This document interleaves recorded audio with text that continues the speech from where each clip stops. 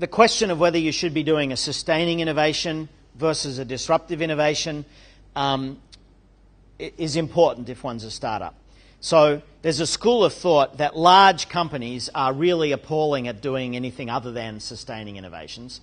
And there's many examples to illustrate that. And therefore, the sort of accepted wisdom is if I'm a big company, what I should do is I should focus on sustaining innovation and I should buy companies after they've done all the disruption and turn it into a real thing. If I'm a startup, doing a disruptive innovation is fine. That's a good thing to do. But the question is, should you ever do sustaining innovation as a startup?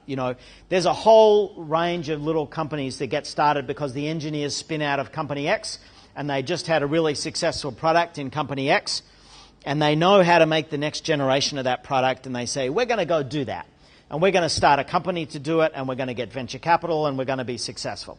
So is that a good idea? Well, mostly it's not, but sometimes it is. This picture is about how to decide.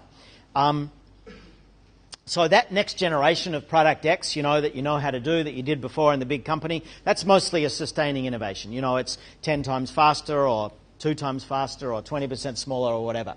In some industries that works well because the big incumbents have a strategy of not doing their own product development but looking for those engineers who've gone out and done it and then buying that company after a point in time. That works fine.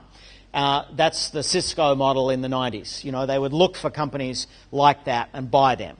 So that means that sustaining innovation as a startup, it's not going to let you become Google or Microsoft, but it will let you get bought at a certain point and have a good return on your work.